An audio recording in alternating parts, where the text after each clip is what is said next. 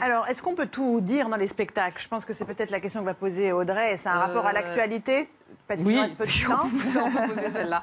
Oui, non, évidemment, on pense à l'affaire Dieudonné et on aimerait avoir votre réaction sur tout ce qui se passe là. Non, moi je pense que sur scène, pour moi l'espace, le vrai espace de liberté, c'est la scène. Parce que comme on disait, pendant 2 heures, on est avec le public, on peut aller beaucoup plus loin dans les sujets et on peut parler de tout en allant super loin. Et moi, c'est ce que je fais dans le spectacle. Je pense qu'après, tout le monde peut le faire. Après, ça dépend comment on le fait. Et aussi, ça dépend du moyen de communication.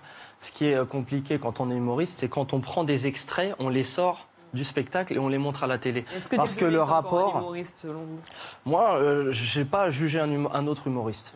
Parce Donc que... vous le considérez comme un humoriste? Bien sûr, forcément. Après, moi, je n'ai pas à rentrer dans le débat de est-ce que ce qu'il fait c'est bien ou ce qu'il fait c'est pas bien. Je vais juste le juger par rapport à l'actualité. L'actualité, moi, je vois quoi? Je vois un ministre de l'Intérieur qui, normalement, ses prérogatives, c'est quoi? Assurer la sécurité des Français. On voit que les gens sont en galère. Hausse des cambriolages, hausse des attaques à la personne. Pour moi, c'est un petit peu un stratagème de diversion, un écran de fumée. Donc il ne faut pas interdire les spectacles de Dieudonné. C'est... pour moi, la liberté... la loi, parce qu'il y a oui, après, des incriminations voilà, qui sont on est claires on est d'accord, sauf que là, c'est pas au ministre de l'Intérieur, c'est à la justice de décider. Et après, c'est la justice qui est toute puissante. Et après, le souci, c'est quoi? Quand les gens vont voir les spectacles, moi, c'est ce que je me dis. Je me dis, on est en France, on doit parler à tout le monde. On ne peut pas ostraciser une partie de la population. Et mine de rien, c'est ce que fait le gouvernement. Parce qu'en mettant une partie de la population, en les ostracisant, vous ne parlez plus avec eux.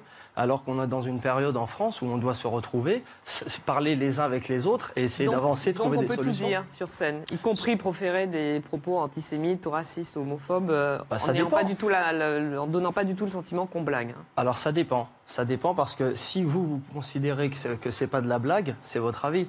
Mais sur scène, parce que il y a tout un discours au-delà de ce qu'il fait sur scène. Il y a tout un discours politique et qui n'est pas un discour d'humoriste. Alors ça c'est autre chose. Mais justement, c'est à la justice. Moi je pense que c'est à la justice de donner son avis là-dessus. Je pense que vous n'êtes pas l'avocat de Dieudonné et qu'en gros, quand on fait de l'humour, on plaît à son public et c'est pas de la politique. Ça veut dire que vous jugez l'homme humoristique, mais pas du tout l'homme politique. Vous avez déjà vu un de ses spectacles ou pas?